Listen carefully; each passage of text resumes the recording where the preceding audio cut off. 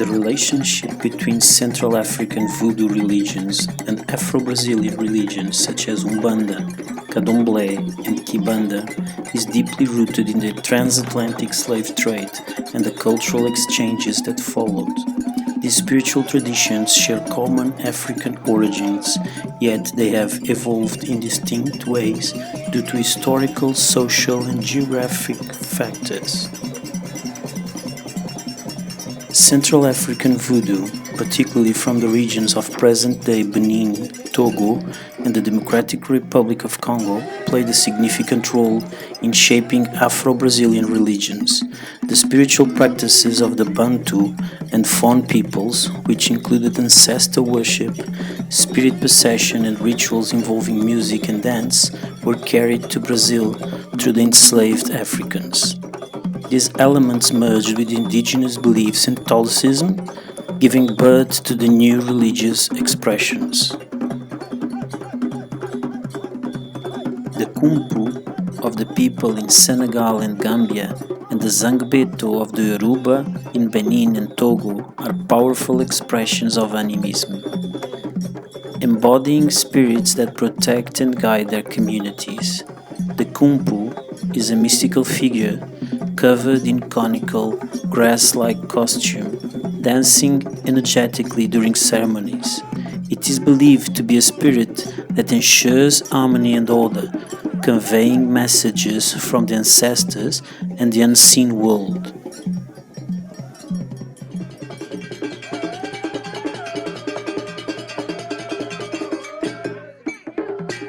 In animist traditions, spirits are believed to inhabit all aspects of nature, trees, rivers, mountains, and even certain beings that exist between the physical and the spiritual worlds. Among many Native American tribes, Sasquatch is not just a cryptid or undiscovered animal, but a spiritual entity tied to the land, embodying the wisdom and the power of the wilderness. As a shamanic figure, Sasquatch is often associated with rites of passage, transformation, and communication with the spiritual world. Some indigenous traditions describe encounters with Sasquatch as a form of initiation, where only those with deep spiritual awareness or shamanic training can truly perceive or interact with it. In this sense, Sasquatch functions much like the spirit guides of the animist belief systems, revealing hidden knowledge and testing an individual's connection to nature. Just as a shaman in animist cultures enter trance states to commune with spirits, some believe Sasquatch can appear in visions, dreams, or altered states of consciousness, guiding those who seek harmony with the land. This perspective shifts Sasquatch from being a mere creature of folklore to a guardian of the wild, a mediator between human and spirit realms, and a symbol of nature's mystery and power.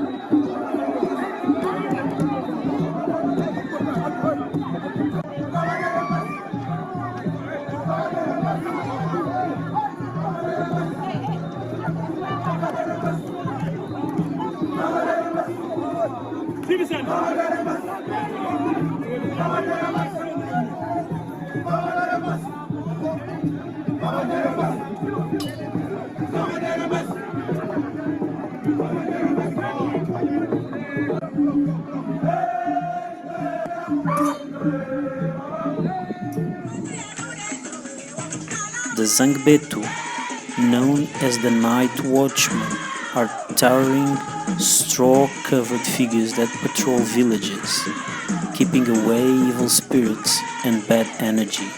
Traditionally, they are believed to be inhabited by spirits, not humans, and their performances reinforce the deep-rooted belief in spiritual forces shaping daily life.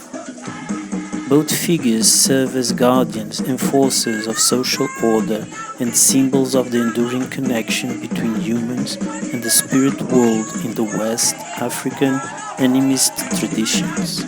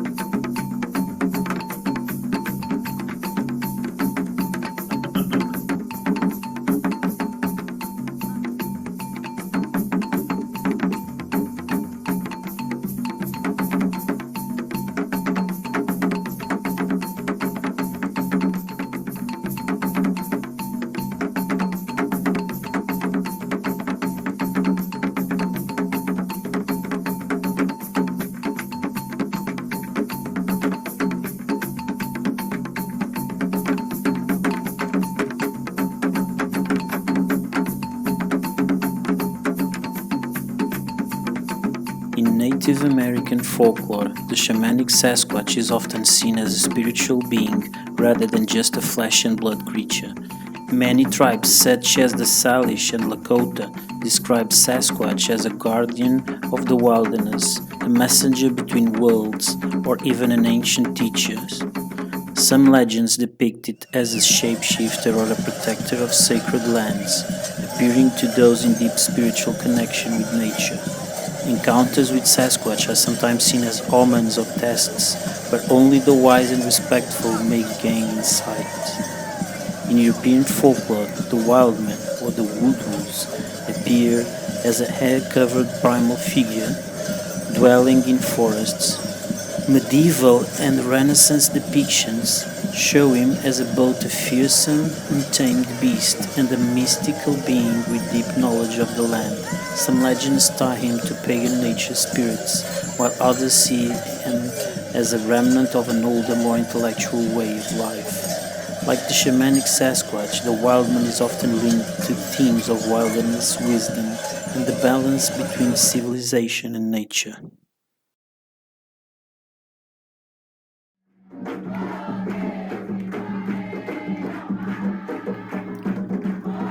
Umbanda is a syncretic religion that blends African spiritual traditions with Catholicism, Spiritism, often called Kardecism from Allan Kardec, and indigenous shamanism. Although it incorporates some Candomblé and Kimbanda elements, its structure is more influenced by the European spiritualist practices. However, its concept of spiritual guides, healing rituals, and spirit incorporation bears similarities to voodoo's practices.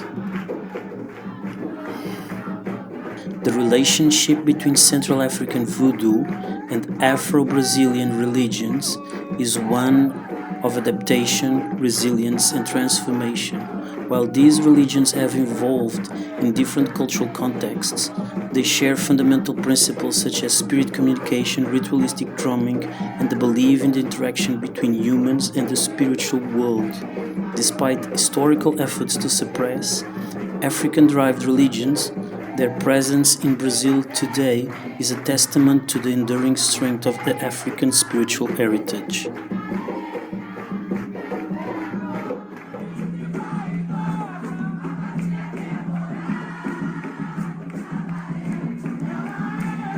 Umbanda has a Brazilian spiritual tradition that blends African, indigenous, spiritist and Catholic influences.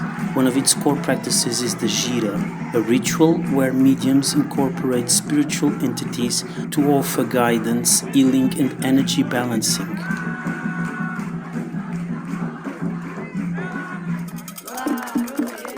Left side giras deal with earthly matters and personal challenges.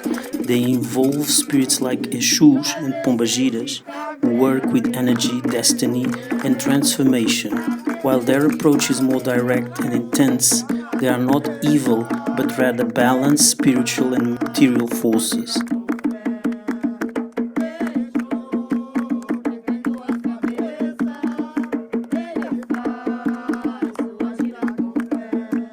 Seu cobra coral, abra os trabalhos na mata virgem, chama seu cobra coral, que vamos, ok, caboclo. There are two main types of giras. The right side giras focus on light, harmony, and spiritual evolution. Entities such as caboclos, or indigenous spirits, from the indigenous native people of Brazil and the Amazon, and pretos velhos, or wise old African spirits, manifest to provide teachings, healing, and wisdom. Through these rituals, Umbanda promotes both spiritual growth and practical assistance, helping individuals navigate life's challenges.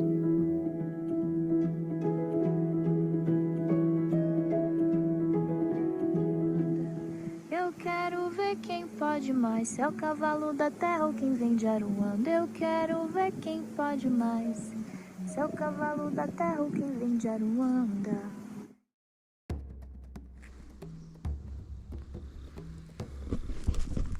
So the other two structures are just down there on the other side of these trees. As you can see, they were pushed down also.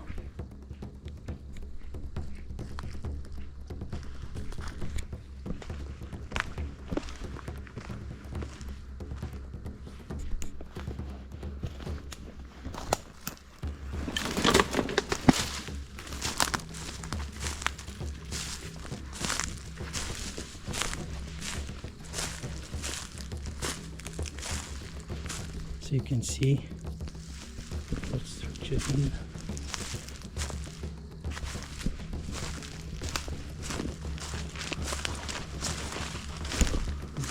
You can see the other structure there.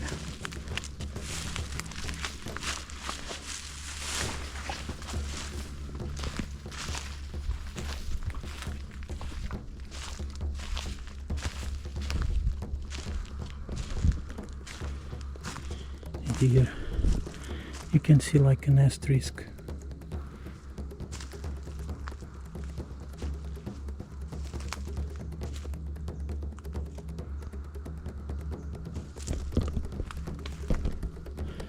The most strange thing that we noticed, and I noticed on my last research surveys is that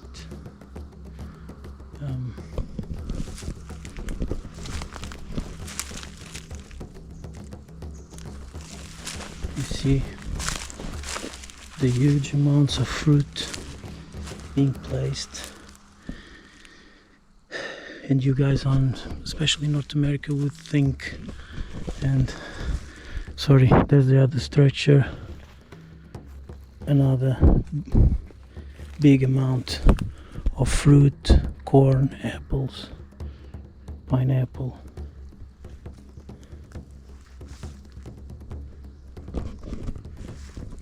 So this is not a gifting area in the way that you think. This is a gifting area of a shamanic practice that is Umbanda and Kibanda, that comes from Brazil and Africa, and I will talk about that later. Both African and Brazilian immigrants have brought their religious beliefs and spiritual practices with them. Many African immigrants maintain ties to the traditional African religions, syncretized with Christianity, particularly Catholicism, and practices such as Candomblé and Umbanda, which originated in Brazil but have African roots, have gained followers in Portugal.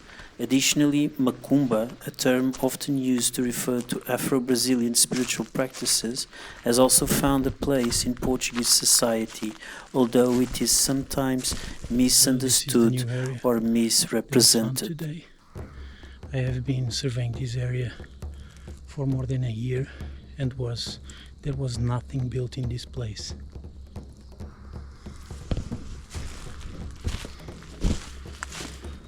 As you can see, all these push down trees into one direction. There's a lot of pushed trees that felt and that were pushed to the ground.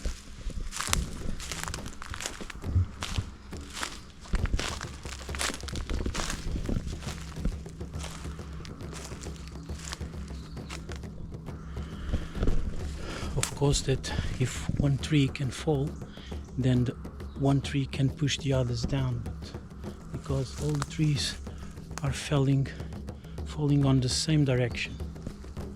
But there you can see on the other side there are also trees pushed to in other direction than this one.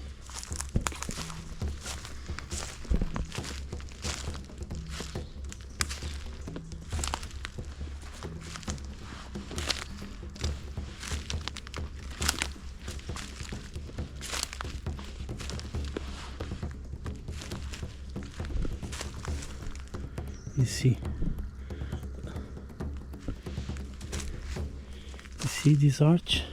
It was pinned inside the structure. You see this arch of this still alive acacia tree? It was pinned into the structure. You see that tree break?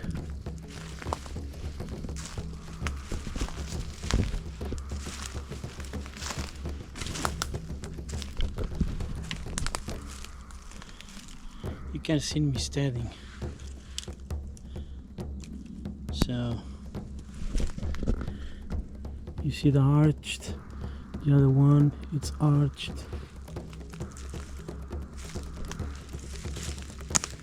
And you can see a lot of things being pushed down.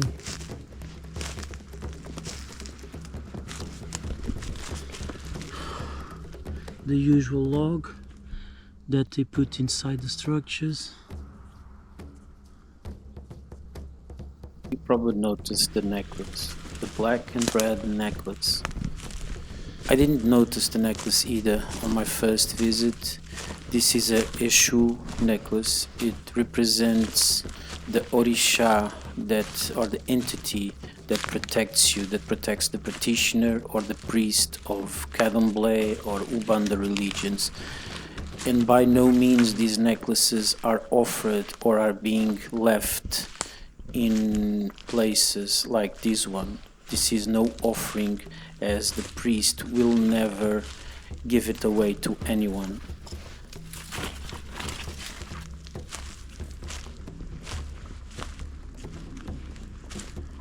Yeah, you can even see it from here that a lot of the push down trees are making also an enormous teepee above the other one.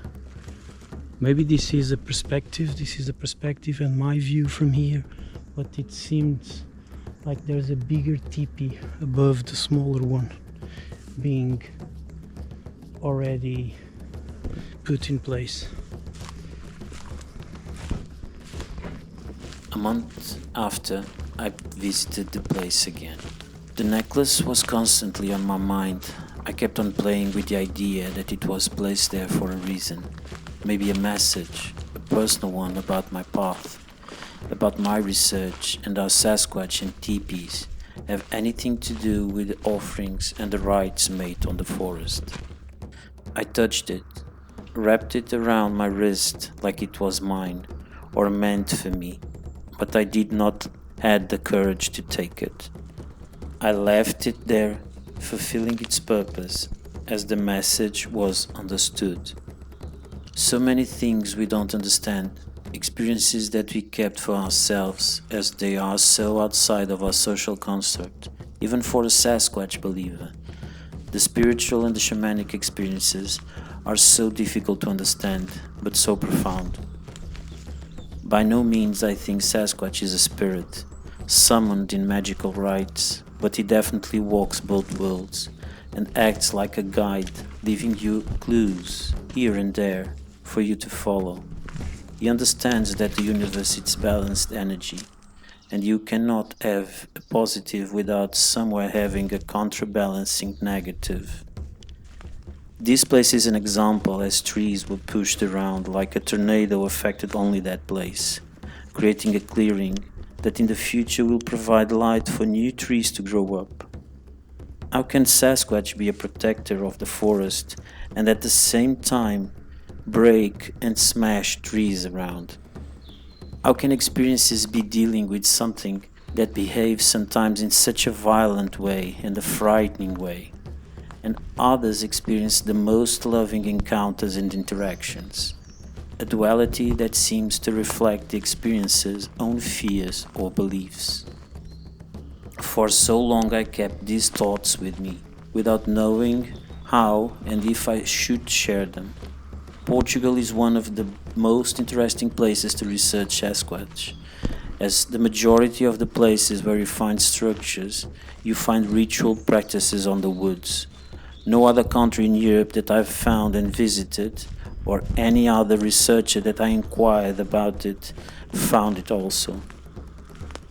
The meaning of it I don't know. Maybe it's connected to the awakening of spirituality on the conscious collective of each country. Thank you for watching. Please share your thoughts on the comments.